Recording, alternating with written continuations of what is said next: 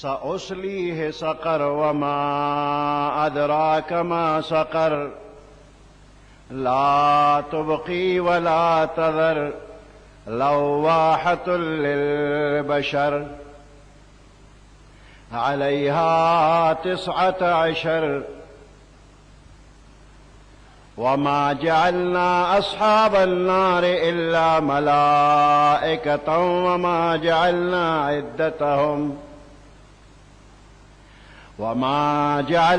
عدتهم إلا فتنة للذين كفروا ليستيقن الذين أوتوا الكتاب ويزداد الذين آمنوا إيمانا ولا يرتاب الذين أوتوا الكتاب والمؤمنون وليقول الذين في قلوبهم مرض والكافرون ماذا أراد الله بهذا مثلا كذلك يضل الله من يشاء ويهدي من يشاء وما يعلم جنود ربك إلا هو وما هي إلا ذكرى للبشر صدق الله العظيم. سورة المدثر یوکم دیرشم سپارہ شپگشتم نمبر آیات. ولید ابن مغیرہ د مکې یو لوی سیټو او د قرآن او د پیغمبر علیه السلام سره دشمنی کړې ده.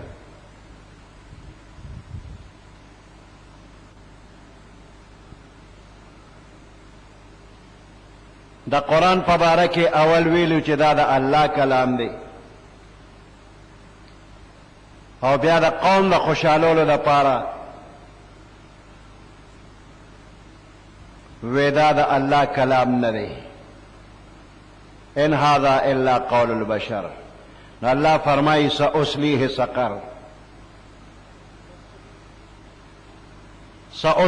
سقر زرد چدے بدے سقر تا اور تبے داخل کم. وما ادراک ما سقر تا تسپت لگی چدا سقر دا اور سشیری.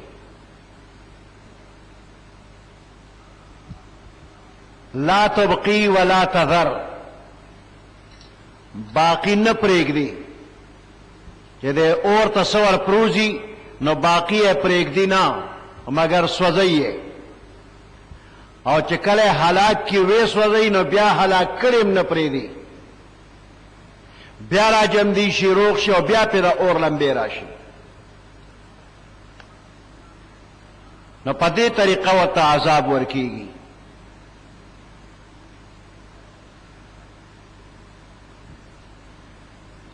دا سقر دا د دوزخ په نومونو کې یو نوم دی. سقر یو نوم دی د نومونو د جهنم نه. دا څه نه ده چې ګنې دا یخ ځای دی. یخ سقر نه دی، سقر اور دی. د دوزخ په نومونو کې یو نوم دی. سأصلیه سقر زرد چې زه به داخل کم دلرا اور تا دوزخ تا. وما ادراک ما سقر تا تسپت لگی چې دا سقر څه شی دی دا دوزخ دا اور څه شی دی. لا تبقی باقی نه پرېږدي دا عذاب نه بچ نه پرېږدي باقی نه پرېږدي مگر سوځي. ولا تذر او د ہلاکت نہ پسے بیا نہ پریگدی بیا جم دی کئی بیا سوزئی. لواحۃ للبشر سوزون کدا سرمن لرا. لواحۃ للبشر سوزون کدا د انسان سرمن لرا. سرمن اسودی شکل روان ویجاړ کی څنګه چې اوسپنه په اور کې سره شي سرخ کاری دغه شان د انسان د بدن هر جز به سرخ کاری علیها 19 په دې دوزخ مقرر دي 19 فرشته علیها 19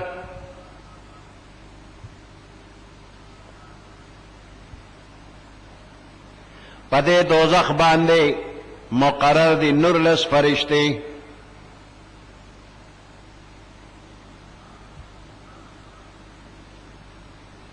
وما جعلنا اصحاب النار الا ملائکه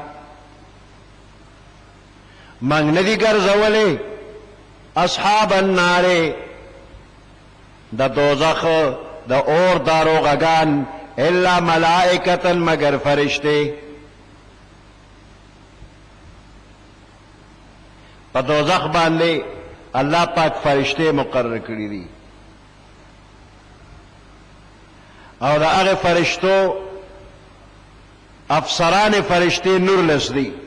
او نور تعداد الله ته معلوم دي چې څونه وي او چې کومه په افسران دي نو هغه افسران فرشته نور لسدي او پدې کې د ټولو نه لوی ذمہ داري والا فرشتہ داغه مالک نوم دی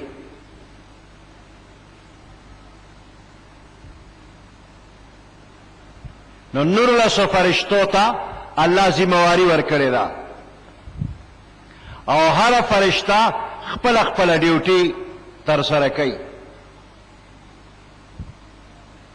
د یوې فرشتې طاقت دومره دی چې دا ټوله دنیا مقابله نشي کولی خو هر فرشتې ته چې کم کار حواله شوی دی او مغه کار کولی شي او د بلې فرشتې ډیوټي نشي کولی مثال په تور باندې عزرائیل علیہ السلام په یو وخت کې د لکونو خلکو روح اغشتی شي خو د یو ماشوم چې د مور په ګېډه کې دی په هغه کې روح اچولی نشي د لکونو خلکو روح اغشتی شي خو د مور په ګېډه کې یو ماشوم کې روح اچول دا د عزرائیل علیہ السلام کار نه دی نشي کولی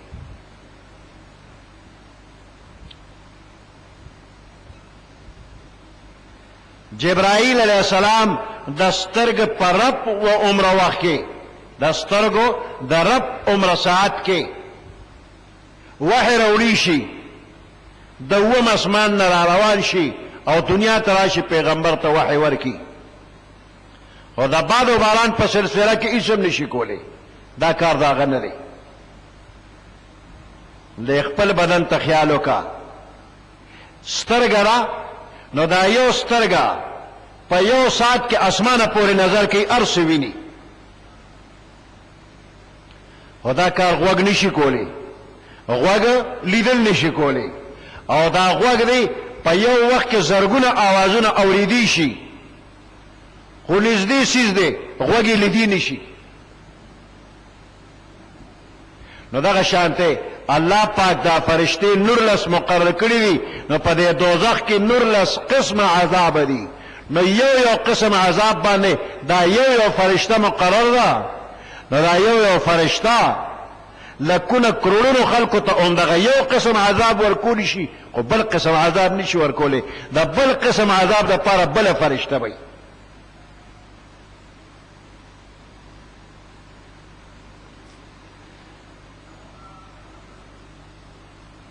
علیها 19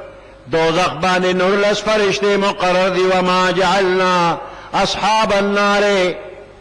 منگ ندی گرزولی دا دوزخ داروغگان فرشتے الا ملائکہ مگر دام فرشتے مقرر کری دی دے کافرانو بوی نورلس فرشتے مقرر کری دی منگ پزرگونو خلقیو نو نورلس منگ تسویلی شی پا دی نورلس فرشتو پور بے خندا کولا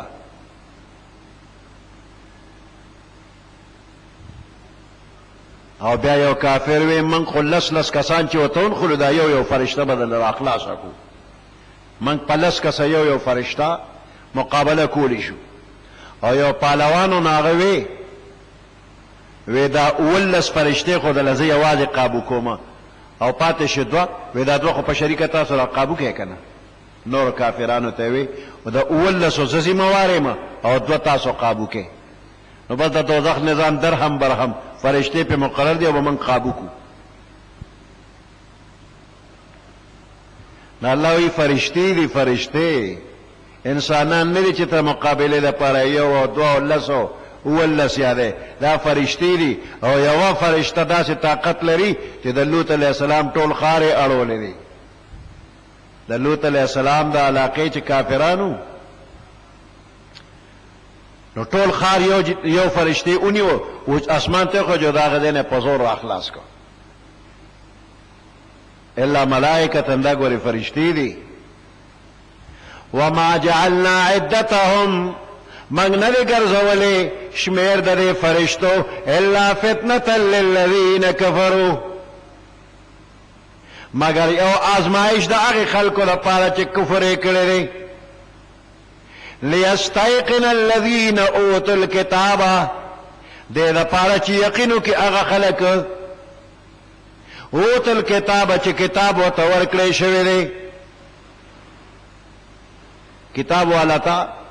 مخک په کتاب کې دا علم الله ورکړ چې دوزخ شتا پاغه فرشته مقرر دي د فرشتو څومره طاقت دی دا نور لس فرشته لګي نه دي دا خو د قسم عذابونو په اعتبار باندې دا شمار الله مقرر کړی دی کني یو فرشتم د ټول دنیا لپاره کافی ده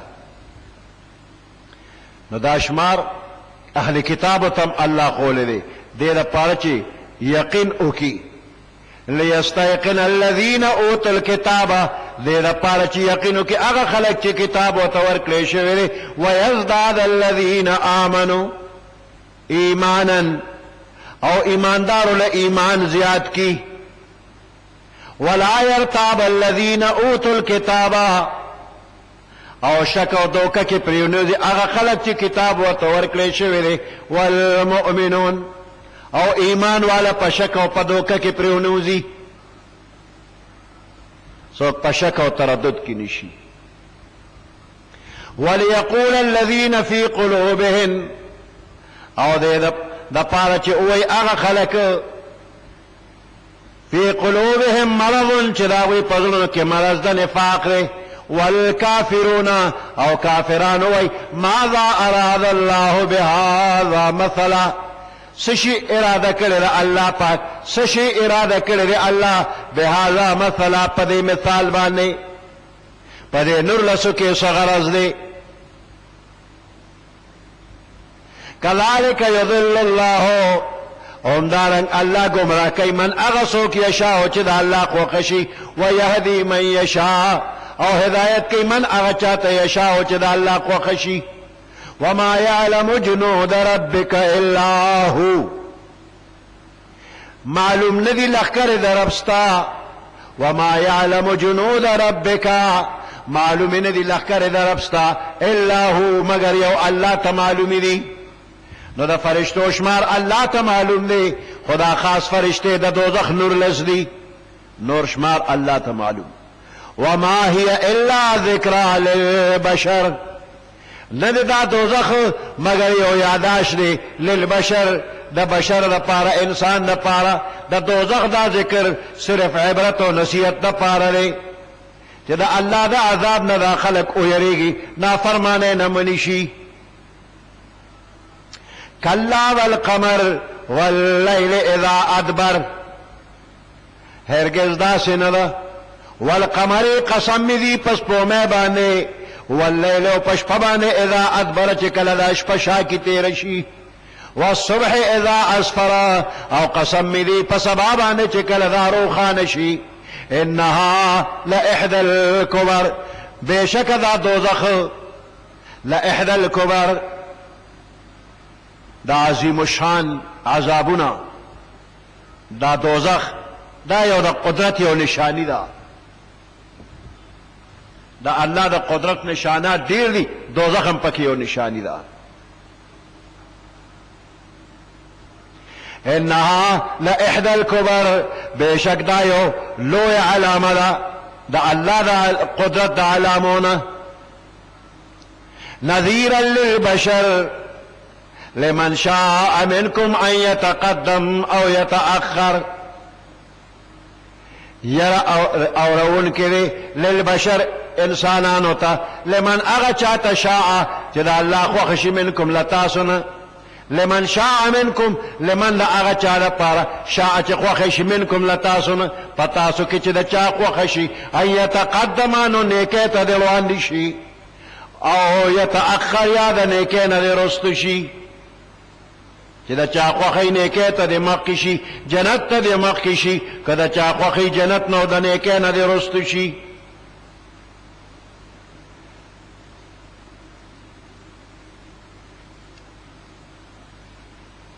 والقمر والليل اذا ادبر والصبح اذا اسفر قسم خوړل دی الله په سپومه پشپا په سبا باندې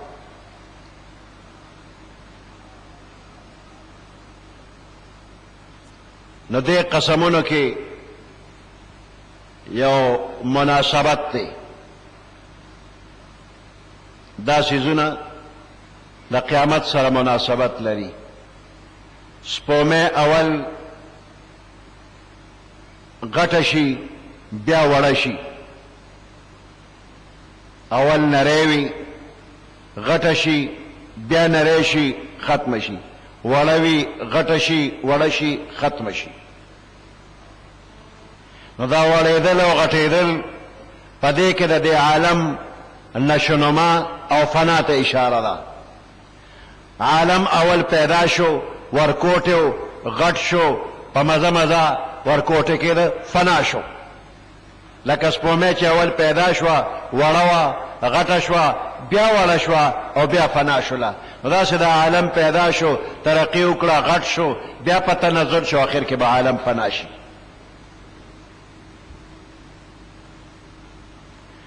نو د دې دنیا د آخرت سره دغه شانته مناسبت او نسبت دی یا څنګه چې د شپې او درځ یو بل سره نسبت دی نو دغه شانته د دې عالم دا ختمېدل د شپې تیرېدل دي او د دې عالم ښکارا کېدل د سبا ښکارا کېدل دي شپه تیره شوله سبا راغی دا عالم به تیر شو د قیامت سبا به راشي نو په دې دنیا کې څه نه ویني د غفلت د وجې د سترګې پټې دي په قیامت کې به هر څه ویني لکه د ورځې په رڼا کې هر څه ویني والقمر قسم می دی پس پومه واللیل اذا ادبر او قسم می دی پشپا چې کله دا واپس شي والصبح اذا اسفر قسم می دی پس بابا چې کله دا روخانه شي رڼا شي انها لاحدى الكبر بشک دا دوزخ پلو سيزونو کې اولوي سي دي دا الله د قدرت په نشاناتو کې او نشانی ده نذيرا للبشر يرون کې د انسان دی لمن شاء منكم هغه څوک چې لتا سونه خوښ شي ان يتقدم چې د روان دي شي طاعت تابعداري او جنت ته او يتاخر یا طاعت تابعداري نرست شي د جنت نرست شي كل نفس بما كسبت رهينه هر یو نفس مرهون دی غاڼه دی او بندي بما کسبت خپل کسب باندې هر یو بنده بندیوان دی الا اصحاب اليمين مگر د خي طرف خاوندان فی جنات اغبد جنت په باغونو کې وي يتساءلون عن اليمين یو بل سره به تپوس کوي يتساءلون یو بل سره به تپوس کوي عن المجرمين د ګناګارو د حال هغه فلانه مجرم فلانه چې په دنیا کې داسې هغه نخکاری پته بولګي ا دوزخ کې نو بیا وسره خبره کوي ما سلککم فی سقر سشی تاسو داخل کړلې په سقر کې د دوزخ ته ولې راغلې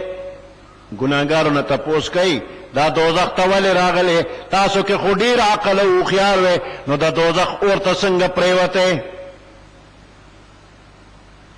نو دا دوزخیانو ته وي قالوا لم نكن من المصلين نو منګه مونږ کوونکې منګه بیل مازو دوزخ ته ولې راغلیو منګه بیل مازو مونږ هم نه کوو ورمونږ نه کول داسې شی دی چې دا دوزخیان ذکر کوي موږ دنیا کې مونږ نه کوو نو دوزخ ته ذکر راغلیو خدای د ټول مسلمانان مونږ گزار کی د بیل مازه نه د ټول مسلمانان خدای بچ کی ادا مونږ گزاري نه چې یو مونږ کې وبل نه کې یو کې بل نه کې د پنځه وخت مونږ به کې په جمع به کې نو مونږ گزاري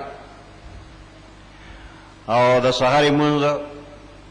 چې دا بس وخت کې کله کله خو ماسپخین سره یو ځای شو کوم قوانو داسې لس بجې کې وشي نو دې ته مونږ گزار وای نه دا خو مونږ گزار نه دی چې د سحر مونږ لس بجې کې او کاغه وخت کې چې تاسو نور کارونه پیښ شو د ماسپخین سره به یو ځای وکړو د فضایل اعمال کې وګوره نو چې چا مونږ کړی دی خو قضا کړی دی مونږ یې کړی دی خو قضا یې کړی دی وی 2 کروڑا اتیا لاکھ کاله او په دوزخ کې غوټې ورکي 2 کروڑا اتیا لاکھ کاله ډېره لویه موده ده دغه عذابونو نه د خدای ټول مسلمانان بچ کی وی سشي په دوزخ کې داخل کې قالو دوزخیان وی لم نکو من المصلين منګه مونږ نه کو نو منګ د مونږ کوونکو نه ولم نكن نطعم المسكين او منګه مسكين ته طعام نه ورکاو کچه تقوار مسكين طعام غوستو نو منګ ولا طعام نه ورکاو نو دا الله په حقونو کې مونږ را نه پاتې شوی د بندیانو په حق کې د مسكين طعام پاتې شوی دی نم دې ورکړي وكنا نخوض مع الخائضين من باور داخلي دو په بس خبرو کې د نور داخلي دونکو سره بحثنا بمکول عبس وكنا نكذب بيوم الدين من بتكذيب کو د روز جزا د قیامت روز ته بم دروغ جنویلا حتا تر اتانا اليقين چې من ته یقین راغی قیامت روز هم نه پیژن داغینم انکار کو تر دې چې من ته مرګ راغی یقین په معنا د مرګ امراضي او یا اوسم یقین راغی دوزخ مولید جنت مولید هر څه مولید عذابونه مولید اوس یقین راغی او یقیني خبره په منګ راغله فما تنفعهم شفاعة الشافعين پس فائدہ باور نه کړي کافر ہوتا شفاعة الشافعين یو سفارش د سفارش کوونکو د کافر د سره سفارش کیږي نه که فرض کا او شاغه نه منظور فما لهم عن التذکرة معرضين پس شوی دی په کافر باندې عن التذکرة معرضين چې دی د قران نه اعراض کوي تذکرہ په معنا د قران یا نصیحت کأنهم حمر مستنفرة لکه چې دوی زنګلی خردي حمر مستنفرة زنګلی خرو تختیدون کی فرت من قسوره چې دې تیخته کوي د زمرینا من قسوره د زمرینا تیخته کوي کم شي چې د یری د ناغینم د زنګلی خریریږي او کم چې د یری نه د ناغینم یریږي دا کافران د قران نه تیخته کوي لکه چې زمری واپس راغی بل یرید کل امرئ منهم بلکې غواړي هر یو کافر د دوینا ایؤتا صحفا منشره چې دوی لور کړی شي صحیفه کولو هر کافر وای دا پیغمبر ما ته ولې راځي او الله دې براه راست مال کتاب را کی بس د پیغمبر بل چا تساجد ته مال راځي ما دې پیغمبر کی بل یرید کل امرئ منهم بلکې اراده لري هر یو کس د دوینا ایؤتا چې ورکړي شي دتا صحفا منشره کلو پانی کتاب دوی ته ورکړی شي. کله هرگز داسې نه ده دوی ته کتاب نه ورکېږي، دوی ته ځان له فرشته نه راځي. بل لا یخافون الاخره، بلکې دوی نه یریږي د آخرت نه، په آخرت یقین نشتا. کلا انها تذکرة، هرگز داسې نه ده، دا قرآن نصیحت دی. قرآن یو دی،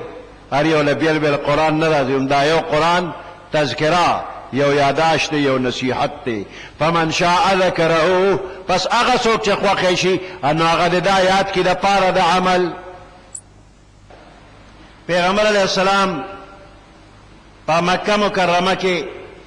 چرته تشریف وړو، بره چې وکتل نو د اسمان او ځمکې منځ کې هغه فرشته کومه چې غار حرا کې پیغمبر علیه السلام لیدلې وه او د اقرأ باسم ربک الذي خلق آیتونه راوړي، د ځمکې او د اسمان په منځ کې د سرو زرو یو کرسۍ ده، په هغې باندې دغه فرشته ناسته ده.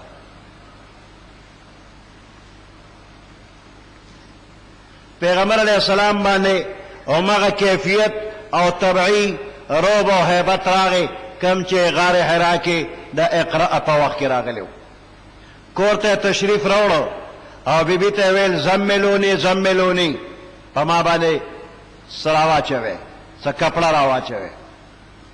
کپړه کې ځان اونغسته.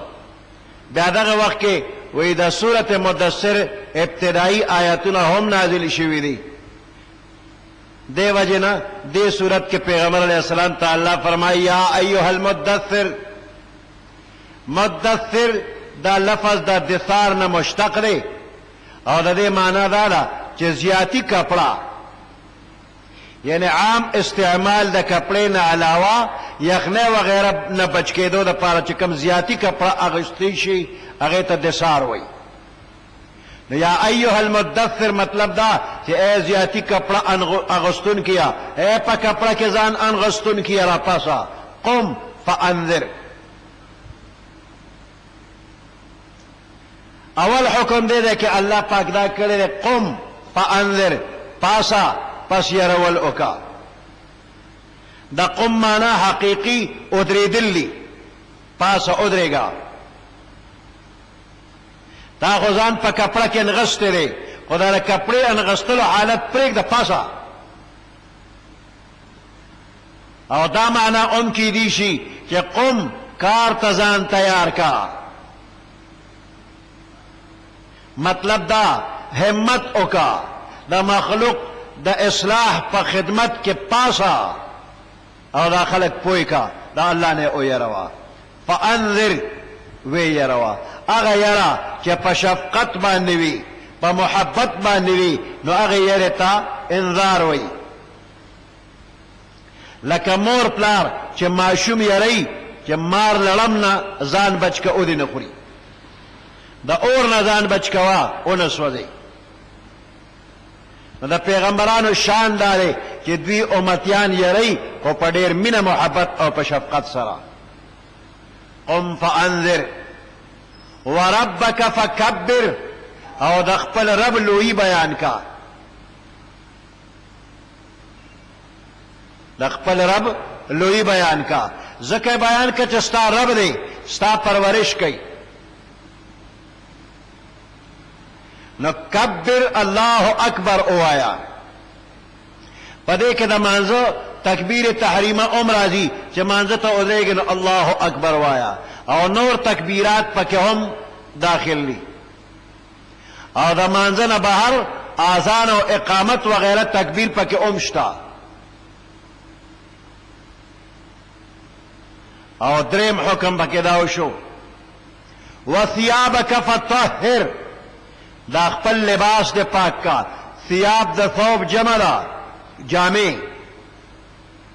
او مجازی طور باندې عمل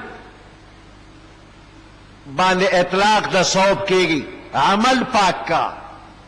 دا زړه دے پاک کا، دا نفس دے پاک کا.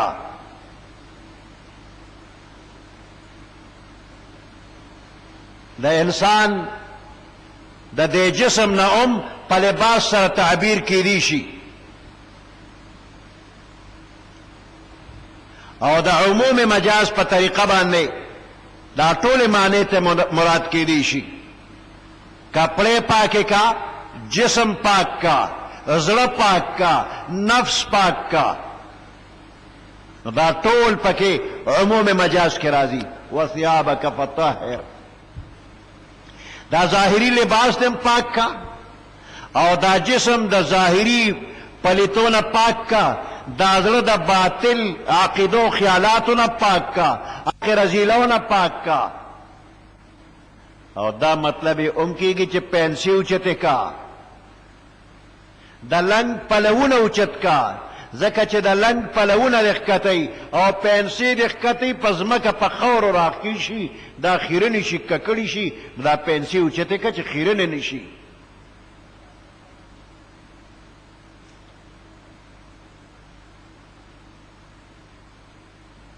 وثيابك فطهر په دې کې دا حکم راځي چې د کپړو استعمال په دې طریقه کوا چې د نجاست او پلیتۍ نه لرې او پاکي وي او ثيابك فطهر دا مطلب هم کیدی شي چې د حرامو نه ځان وساته اسې نه چې دا ستا جامې خو په ظاهره پاکې ښکاري خو په حرامو پیسو باندې شوي نو دا پلیتې به نو د حرامو نه هم بچ کا که ته په 400-500 روپۍ ځان له جامې والې او د 1 روپۍ تار پکې حرامي مونځ دې پې نه کېږي نو دا جامې د حرامو نه پاکې کا او د دې جامو داسې طریقه مه جوړوه چې هغه غیر شرعي وي د کافرو په طرز باندې ځان له جامې مه جوړوه که سړي یې نو د ښځو په طرز جامې مه جوړوه که ښځه نو د سړو په طرز باندې جامې مه جوړوه خلاف شرع جوړول د جامې مه کوه د موجوده وخت کې د زنانو جامو ته وګورو نو دا د اغوستو قابلې نه دي د زنانه جامې چې دا اوس وخت کې کمې دي په دې کې ستر پرده بالکل نه راځي نری جامې او داسې بدن پورې جوخت دی چې ټول بدن ته نه معلومیږي غټوالی وړوکوالی او ښکاري ته نه نو دا جامې غیر شرعي دي په دې باندې زنانه ګناهګاریږي او د جامو د پاکوالي حکم یوازې مانځه پورې نه دی چې مانځه ته ودرېږي نو جامې پاکې کا او د مانځه نه غیر په پلیتو جامو کې ګرځه نه که د مانځه نه غیر حالت ته جامې پاکې ساته بدن پاک ساته کم ځای چې مونځ کې نه هغه ځای پاک ساته او دا پاکوالی د الله خوښ دی ان الله يحب التوابین ويحب المتطهرین الله توبه استون کې خوښي او څوک چې متطهرین پاکی حاصلون کې ناغه سره الله محبت کوي او د طهارت ته نصف الایمان ویل شوی دی نو هر وخت جامه بدن او زه پاک ساته او زړه دې پاک ساته والرجز فهجر رجز او رجز دواړه په یو معنا دي د رجز معنا بوتان یا د دینه مراد هر ګناه نو معنا دا شوله چې د بوتانو نه او د ګناه د کارونو نه هجران وکا پرېږده نو پیغمبر علیه السلام خو د پخوانه د ګناه کارونه او بت پرستی ته نږدې شوی هم نه دی وایي دقسې ترې لرې اوسېږه حقیقت کې دا حکم د امت د تعلیم دپاره دی ځکه پیغمبر علیه السلام د پلیتو نه پاک پاتې شوی دی خو امت ته حکم دی چې تاسو هم ځان پاک کړئ ولا تمنن تستکثر پچا داسې احسان مه کوه چې نیت دې دی چې دی به ما سره د هغې نه زیات احسان وکړي چاله څه ورکې دا نیت مه کوه چې زه به لږ څه ورکړم او دی به ډېر څه راکړي که چاله تحفه لیږې په دې نیت مه لیږه چې ماله به م راولیږي دا نیت دی مکروه دی.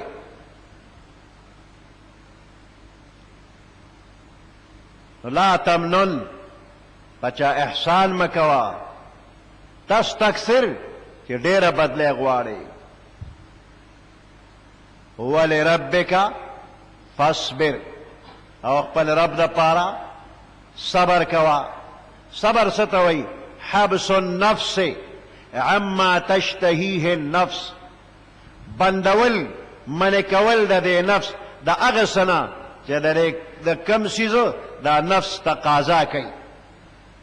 چې نفس د نه کم شی غواړي د هغې نه دا نفس منع کا، بندې کا، دې ته صبر وایي. نو د طاعت په کار کې دا نفس چې دی نو دی آرام طلب دی، وی په ما عبادتونه مه کوه، په اوړي کې را باندې روجې مه نیسه، یخې اوبه بس کم، په ژمي کې را باندې روجه مه نیسه، ګرم خوراکونه کوم، مانځله په ګرمۍ کې مې مه لېږه، په یخ سوري د پکې لاندې به پروت یم نه ځمه. نو دا قسمه د طاعت په کار کې دا نفس رستو کېږي، نو چې رستو کېږي ته یې منې کوې ور مخکې شه د نیکۍ په کار کې. نو دې ته وایي صبر علی الطاعت. د ګناه په کار کې شوق دی، یو خوند او مزه ده، دا نفس یې غواړي چې د ګناه دا کار کومه، منې که د ګناه د کار نه، مه کوه دا کار. دې ته وایي صبر عن المعصیت. او د غم او د مصیبت په وخت کې دا نفس واویلا کول غواړي، د خدای رسول خلاف خبرې کول غواړي، دا نفس منې که د دې نه، دې ته وایي صبر علی المصیبت. نو درې قسمه صبر دی: صبر علی الطاعت، صبر عن المعصیت، او صبر علی المصیبت. د درې واړه کې ټول شریعت راجمع دی. نو ته په شریعت پابند شه لربک، د خپل رب دپاره.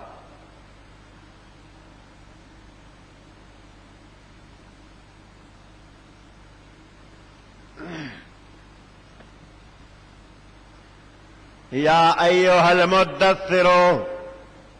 اے کپڑا کے ځان انغستن کیا، قم پاس فانذر، پس يرولو کا دا اللہ دا عذاب نه يرولو کا، وربک فکبر، او دا خپل رب لوی بیان کا، وثیابک فطهر،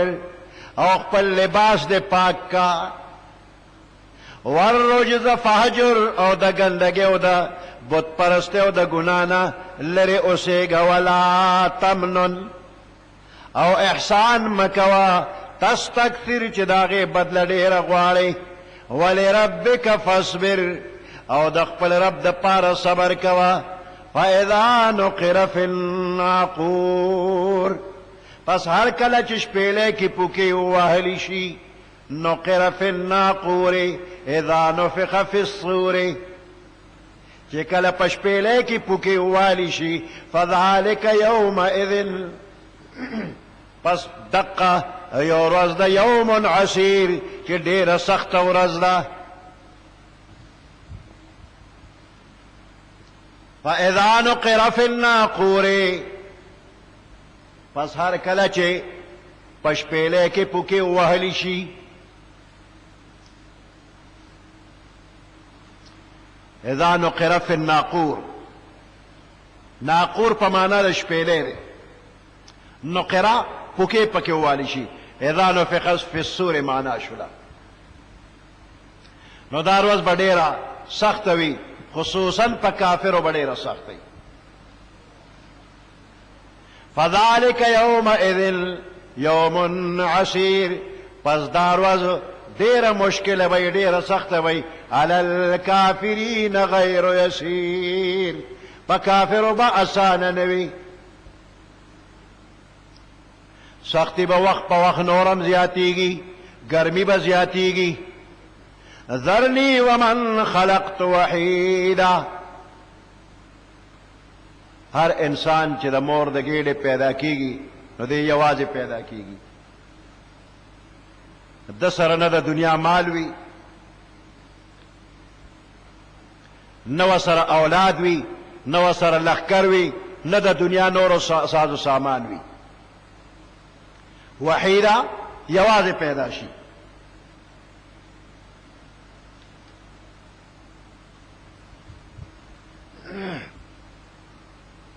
او وحید د دې نه مراد دام کیدی شي چې خالد ابن ولید ابن مغیره دا په مکه کې اولوی سیټو. ولید ابن مغیره ډېر لوی مالدارو او دې د مور پلار یو او د دنیا مال او دولت ولا ښه ډېر ورکړی شوی او ده به ځان ته وحید وی زه یو یم زما پلارم یو او زما پشان او زما د پلار پشان بل څوک شته نه. په دې معنا وی ځان ته یکتا وی زما پشان بل څوک نشته. نه الله وی د ده په باره کې زه پیش او دی پیشه دې د اسلام مخالف دی دله به زه سزا ورکوم.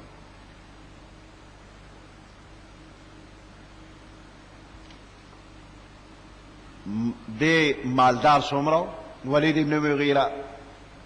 د دنیا مال او دولت او بچی دونه الله ورکړیو چې عبدالله ابن عباس رضی الله تعالی عنهما فرمایي د مکې نه تر طایفه پورې ټول ځمکې ټول باغونه ددو. مکې نه طایفه پورې او د 10 سالانه آمدنی په هغه زمانه کې څونه وه؟ 1 کروڑ دینار د سرو زرو. 1 کروڑ دینار د سرو زرو دا د 10 سالانه آمدنی وه. 1 دینار 4.5 ماسې سره زر دي. 1 دینار 4.5 ماسې سره زر نو 1 کروڑ دینار دا په کال کې د ګټه وه او د کال په هر سیزن کې په بازار کې د باغ او د پټو پیداوار براته. وجعلت له مالا ممدودا الله وی دله مې ډېر مال ورکړ. دی به د عربو سردار یادېده او دله یو لقب عربو ورکړو ریحانة القریش د قریشو ډېر لوی سردار او ده به د ډېر فخر او تکبر د وجې وی وحید ابن الوحید زم یو یم او پلار مې یو دی. یکتا زوی د یکتا او په ټول قوم کې زما په شان څوک شته نه زما د پلار په شانتې شته.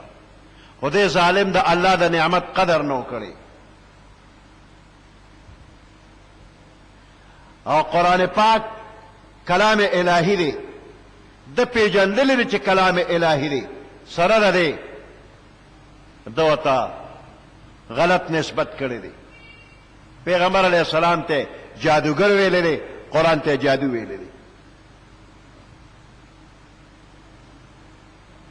پیغمبر علیه السلام حامیم تنزیل الكتاب من الله العزیز العلیم د الیه المصیر پورې تلاوت وکړ نو ده چې واورېده نو ده ویل والله لقد سمعت منه كلاما ما هو من كلام الانس ولا من كلام الجن. خپل اقرار کوي والله قسم په الله لقد سمعت منه كلاما ما خود پیغمبر علیہ السلام نا یو کلام اوریدو ما هو من كلام الانس ولا من كلام الجن چې نه د پیریانو خبرې دي او نه د انسانانو خبرې دي. دا کلام نه د انسان دی او نه د جناتو دی. وان له لحلاوه دې کلام کې خو عجیبه خوند او مزه ده خوږوالی پکې دی. وان علیه لطلاوه په دې یو عجیبه رونق دی. وان اعلاه لمثمر د دې بره طرف چې دی هغه میوهدار دی. وان اسفله لمغدق او د دې لاندې طرف چې نو هغې نه خو جاری اوبه دي. وانه لیعلو ولا يعلى عليه بېشکه دا کلام عالی دی اوچت دی غالب دی په د هیڅ څوک غالب نشي راتلی. وما يقول هذا بشر او دا د بشر کلام نه دی. دې کافر په خپل اقرار کړی دی دا د الله کلام دی او د بشر کلام نه دی. اوس دا خبره چې ده وکړله په دې کافرو اسې یو زلزل راغی چې زمونږ یو ډېر غټ لیډر هغه قرآن ته حق وایي نو موږ به څه کوو. نو قریش سرداران را جمع شو، مشوره وکړله. ابو جهل ورته وایي غم مه کوئ، دی به دله زاړومه. ابو جهل راغی او دا شکل یې داسې ډېر غمجن جوړ کړ. ولید ته مخامخ شو. ولید تېنه تپوس کوي چې ولې غمجن یې؟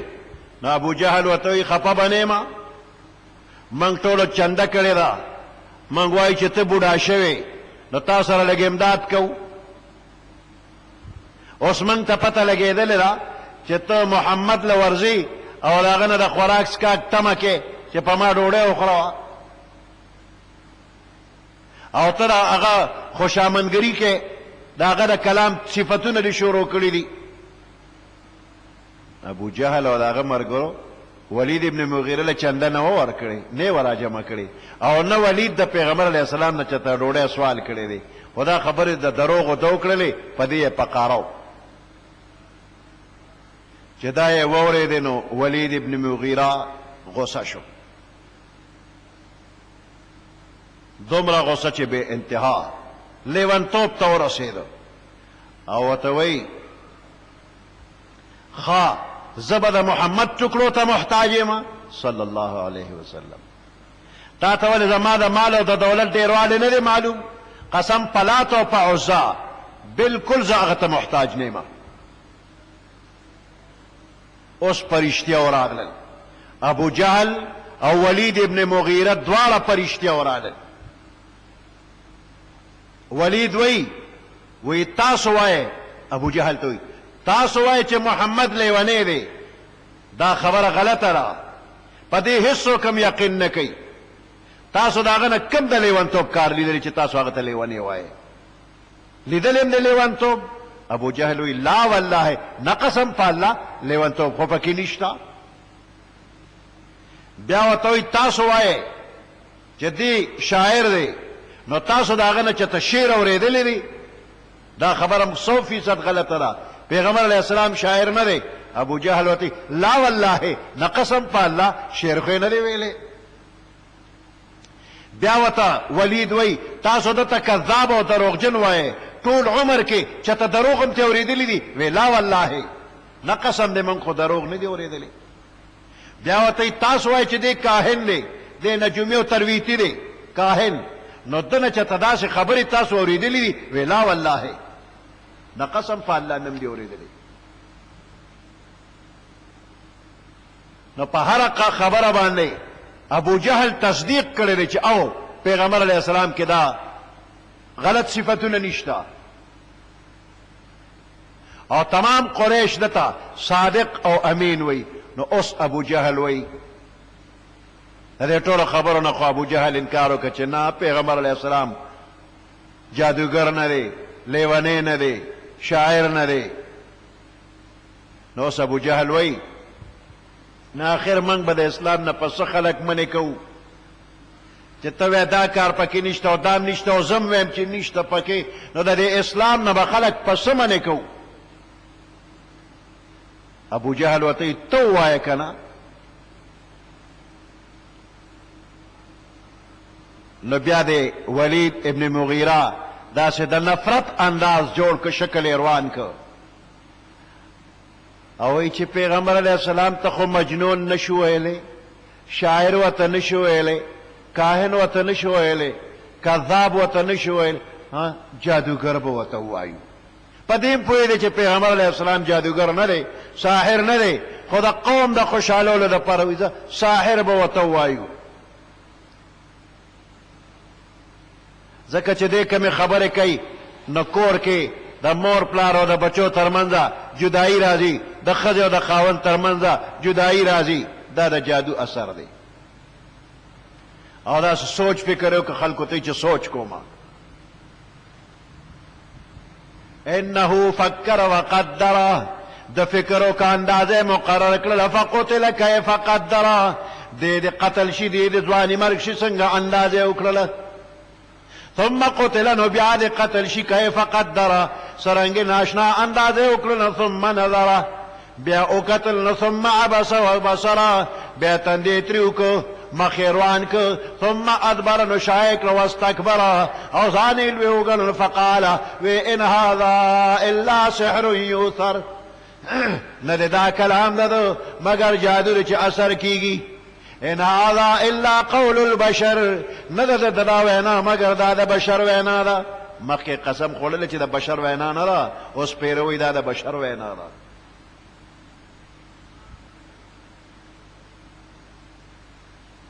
نو دا د قوم د خوشحالولو دپاره دا خبره وکړله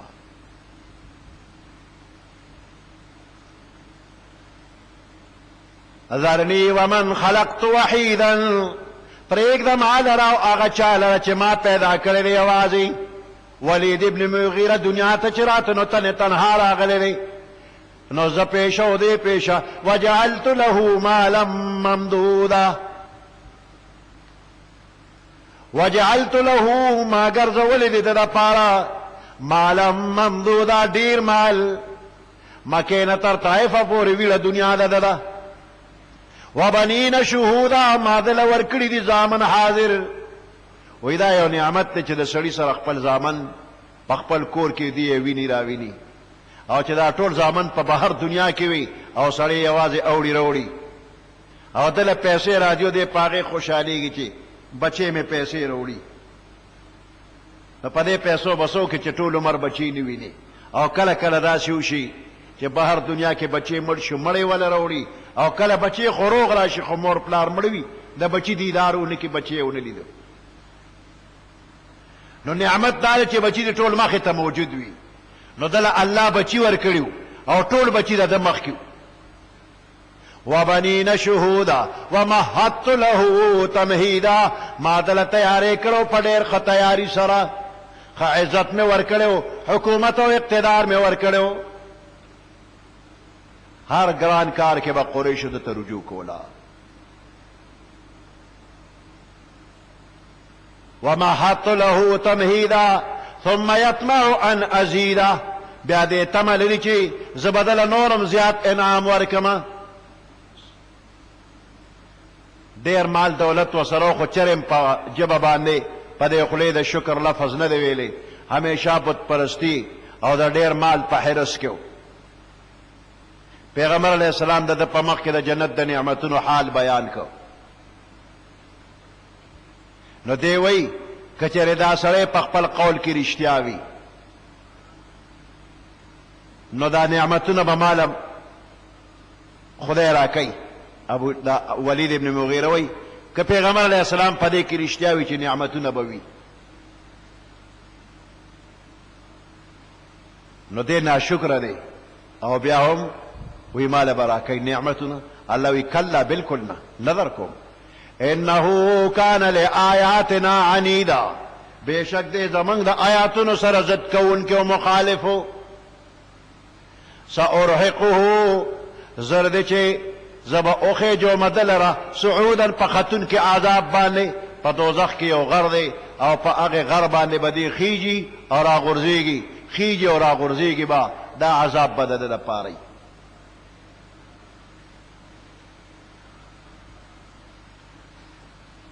سبحان ربك رب العزة عما يصفون